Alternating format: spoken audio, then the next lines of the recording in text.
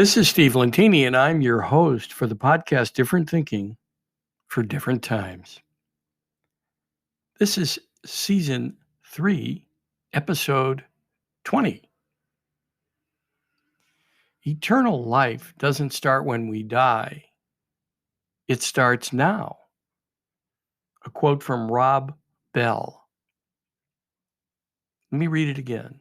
Eternal life doesn't start when we die, it starts now. So this is just one phase of our existence, the physical part of it.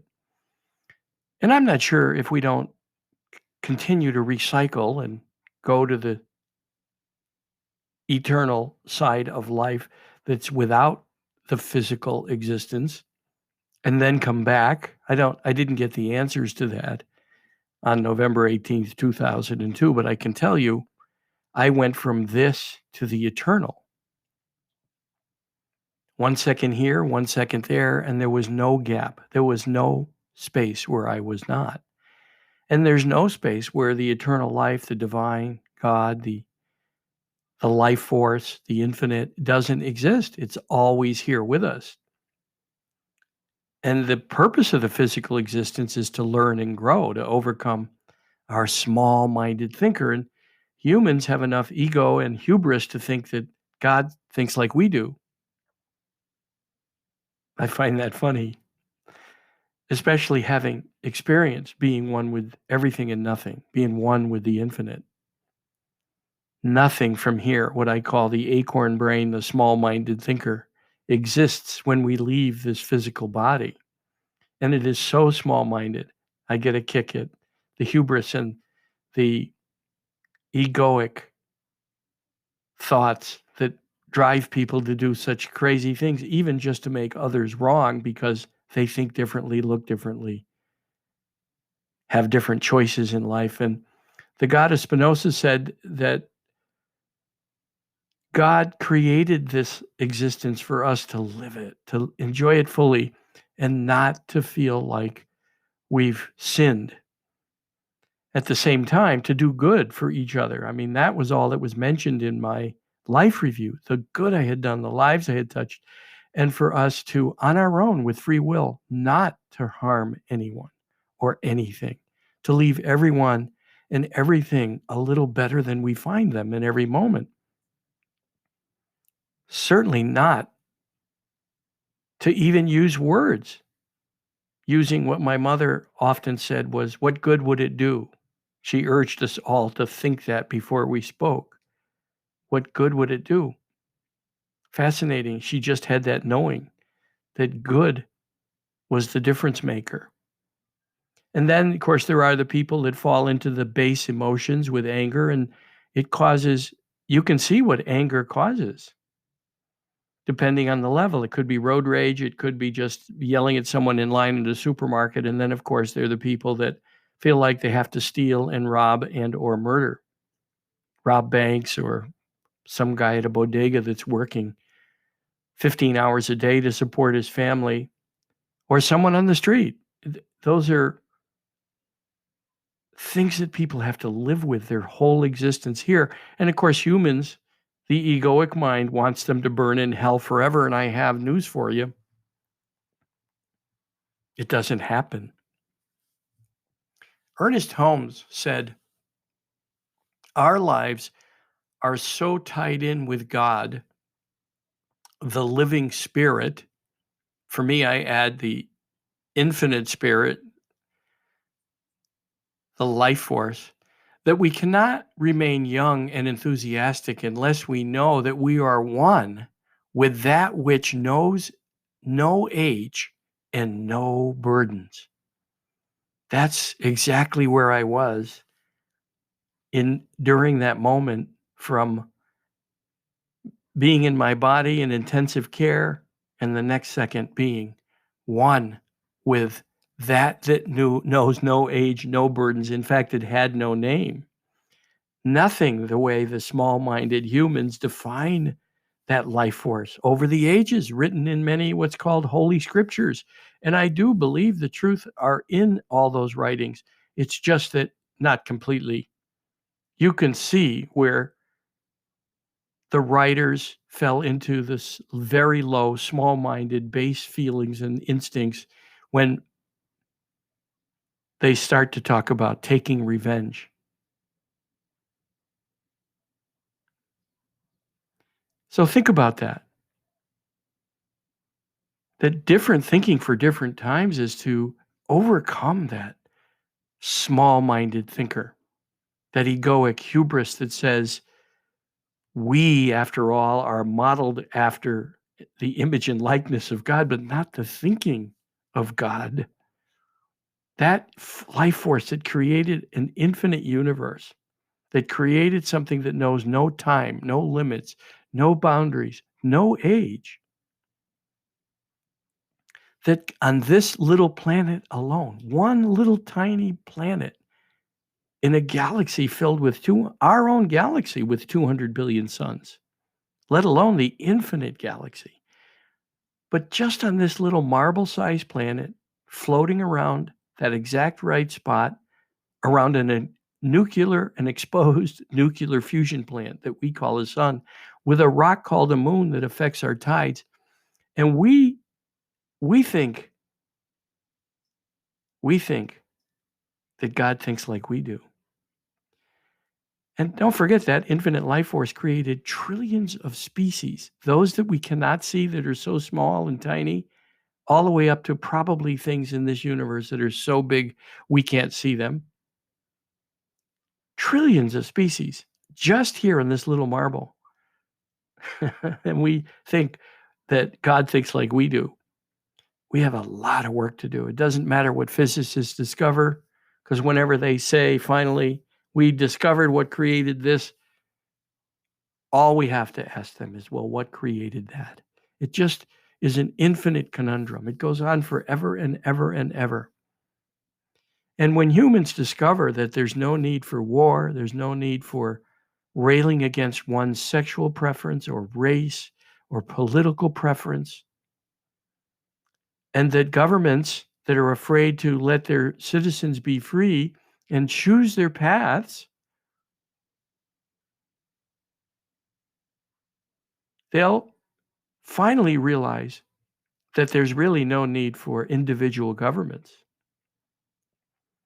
But even then, we can learn to coexist as individual governments by just letting people choose their own destiny and to realize there wouldn't be war if humans decided not to be enrolled. If humans decided not to enroll in offensive armies or any kind of offensive action, we could say, no, we'll certainly maybe have a defensive force in case someone would be so stupid as to attack in the nuclear age.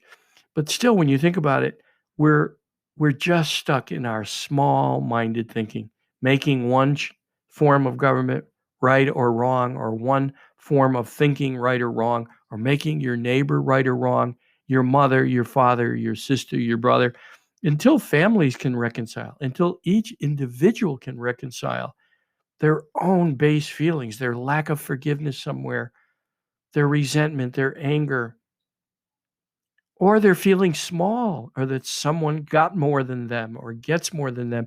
What they're doing is just resisting the infinite energy.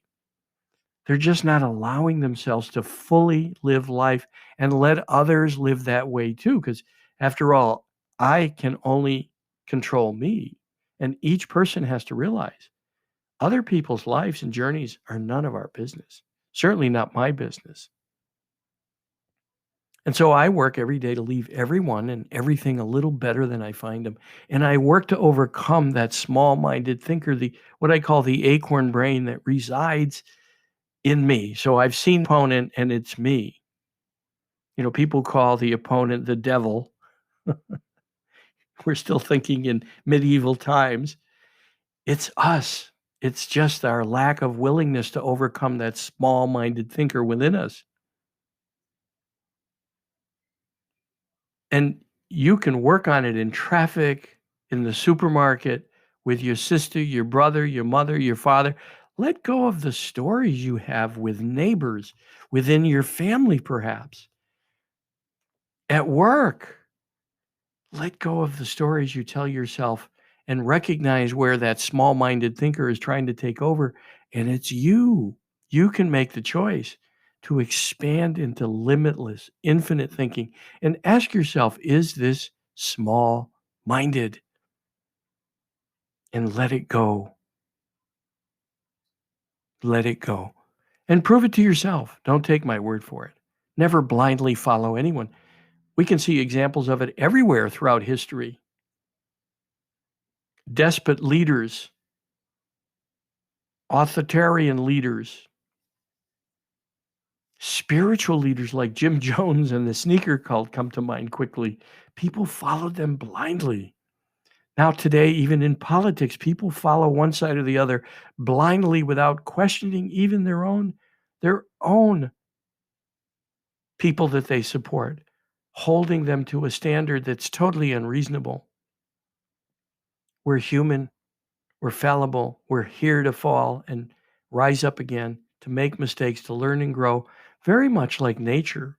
We're here to model that seasonal decomposition that comes in fall when the trees have to let go of their leaves and trust that there'll come another season of growth. And then winter, totally frozen when things seem like not to be working, but that's just time underground, gaining the strength for the next spring. And our lives are like that. There's a spring and a summer and a fall and a winter. And those cycles likely repeat over and over again. What blossoms doesn't last long. And think of all the energy that goes into preparing the blossom. Any plant, any tree that flowers. A lot of energy goes into producing the bloom, and then the bloom, as we know, fades away quickly and falls to the ground, and then the process begins all over again. And that's the same in our lives. We're going to continue to blossom and then fall apart, and blossom and fall apart, and blossom and fall apart. And until we can overcome that small-minded thinker individually, humanity will continue, of course, to have its struggles and challenges until one day, perhaps, the infinite will collapse into itself. And people are worried about the apocalypse. I find that so funny because it comes for all of us one day individually, and it may come for this whole race someday where the infinite decides to collapse onto itself like a black hole. There are black holes. It's been confirmed in the universe where a star collapses and it becomes so dense until physicists theorize it becomes so dense and it explodes again. Kind of like the Big Bang. So overcome your own small-minded thinker and make that your journey every day or not. It's up to you. You can live in the turmoil, making others wrong so you can be right, telling the story everywhere, wasting the energy. Just look at Facebook and all social media, how people spend their time making others wrong. I don't answer anyone's comments unless they're positive on my social media. In fact, don't even read them. I don't care. I just wrote the books, You May Be Full of Shit If, and then I wrote for the woke crowd, You May Be Full of Number Two. After all, we know better, woke edition. And they're both selling well. Some people are shipping them to friends anonymously. I find that fascinating because that means they're full of shit somewhere too, if they have to make someone wrong and send them one of my books anonymously. Anyway, if you'd like to come on the show, I have people upcoming soon. I'll be glad to do a telephone interview you and then feature you. I'll record it.